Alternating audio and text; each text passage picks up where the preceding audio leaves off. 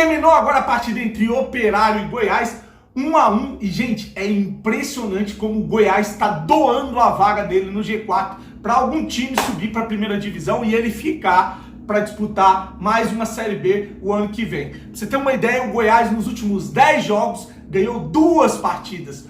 2 partidas. Pena que o Vasco não soube aproveitar essa doação, né? Vamos começar um pouco sobre a classificação, que teve também o Avaí tropeçando, empatou com o Vitória por 1-1. Como eu falei, o grande jogador do meio de campo do Goiás arrumou uma confusão, talvez vai ficar fora dos últimos jogos, né? Que é o volante lá, o Bruno Silva. E o Avaí pode ter dificuldade nas últimas partidas, são 4 partidas dificílimas do Avaí. Eu vou falar uma coisa aqui pra vocês, se o Fernando Diniz não tivesse chegado com o Nenê e emplacado aquela sequência de vitórias com empate, o Vasco hoje estaria brigando pra não ir pra terceira divisão.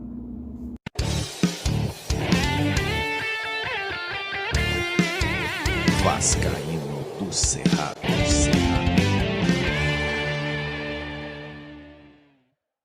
Fala galera vascaína, eu sou o Thiago Fontes, falo de Brasília, Distrito Federal, trazendo mais um vídeo pro canal, contando sempre com o seu joinha, o seu like, que é fundamental para esse canal continuar sendo indicado no YouTube e trazer mais vascaínos ou alcançar mais vascaínos aí na plataforma, beleza? Chegou a primeira vez, te convido a assistir os vídeos, se gostar se inscreve, compartilha e segue também o @vascaíno cerrado lá no Instagram.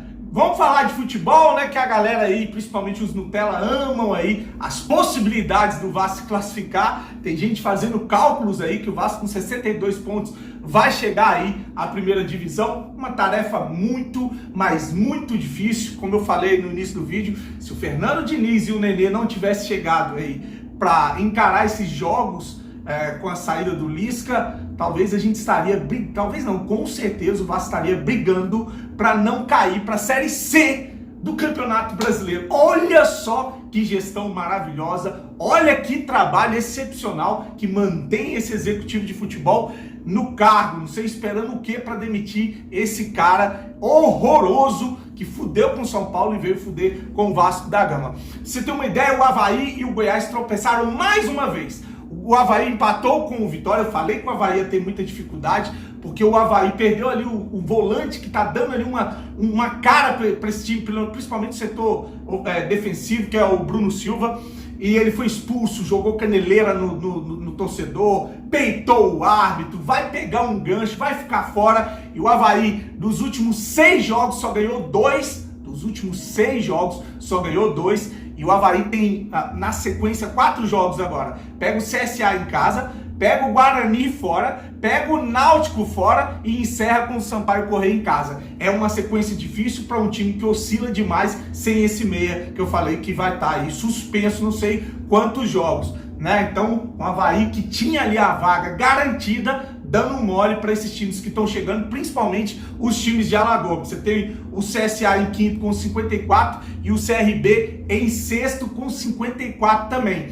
Aí você tem o Goiás com 55 na última vaga, quarto, e o Avaí com 57 em terceiro. Tá ali pra cima, o Botafogo com 59 e o Curitiba 61, esquece, né? E os quase mortos aí na parada, o Guarani com 52, o Náutico com 48 é o oitavo, o Guarani o sétimo, e o Vasco agora é o nono com 47 pontos. O lugar onde ele ficou o tempo todo nesse Campeonato Brasileiro da Série B, um time muito mal montado e foi aí elogiado por muitos jornalistas esportivos. Muita gente achou que esse time ia passar a Série B com os pés nas costas, e quando que a gente criticava, a gente estava fazendo crítica, uma crítica política. Então é isso, eu anotei aqui para você ter uma ideia. O Goiás nos últimos 10 jogos ganhou 2, o Avaí nos últimos 6 ganhou 2, o CRB nos últimos 8 jogos ganhou 2, o Guarani nos últimos 8 jogos ganhou só 3 partidas, aí vem o CSA com aproveitamento que é o melhor, nos últimos 8 jogos ganhou 5 partidas,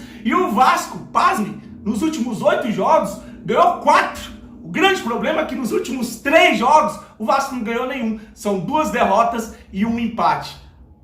Então, muito difícil a situação. A gente engatado ali uma sequência boa com o Fernando Diniz, foi jogada no lixo nos últimos 3 jogos. Um empate com o Náutico, a derrota para o CSA e agora a derrota pro Guarani com requintes de crueldade, né? Que é um pênalti pro Cano bater no final do jogo. O Cano me erra esse pênalti e no contra-ataque o Riquelme falhou na marcação, o jogador passou, enfim, fez um gol. No Lucão, que vinha fazendo até uma partida legal, fez algumas defesas interessantes, mas tomou um gol e o Vasco me perde aí. 3 jogos sem vencer, 2 derrotas e um empate, dificultando muito a situação do Vasco. Eu falei da sequência do Avaí, agora o Goiás nos últimos 4 jogos pega o Coritiba em casa, pega o Remo fora, pega o Guarani fora e pega o Brusque em casa. Você tem o Remo e o Brusque ali pro Goiás tentar essa classificação para a Série A, porque Coritiba e Guarani é pancada, é duro. Agora o CSA,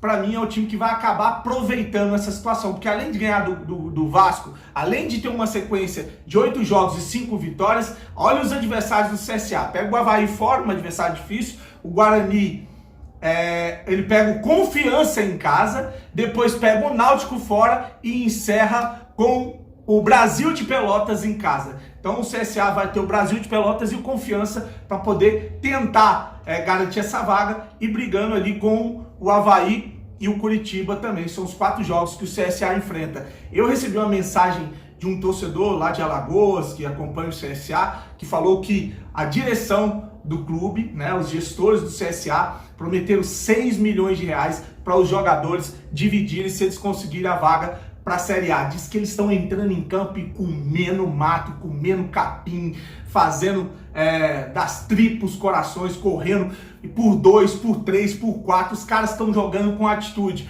Por isso que quando eu falei de bicho aqui, teve muita gente contra. Esses vagabundos recebem muito. Pra que bicho? Gente, é dinheiro, cara. Dinheiro na mão é outra situação. A gente, tudo bem, o time é fraco, o time é lixo. Falei muitas vezes aqui. Mas se você oferecer uma grana, se chegar, mas não tem dinheiro, esse é o problema. Esse é o problema.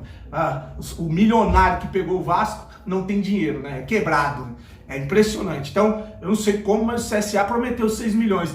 Custava prometer da premiação, porque se o Vasco passar, não é nem premiação. Se passar, ele vai ter direito a quase 80 milhões de Série A. Se vira e pagava aí. Pegava 10 milhões e dividia entre os jogadores. Tá aqui, ó. 10 milhões se vocês subirem para a primeira divisão. É para vocês. Aí vocês iam ver se Marquinhos Gabriel entrar em campo voando igual uma mula.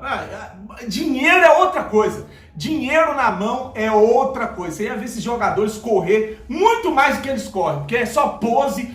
Quando termina os jogos não sente a derrota. Você vê fazendo gracinha em áudios como fez o Léo Jabá. Ficam em redes sociais fazendo piadinha. Então é isso. Se tivesse pago uma grana aí, primeiro os salários, depois oferecido aí um aporte aí para se eles conseguissem subir para a primeira divisão, eu duvido que esse time estaria nessa situação.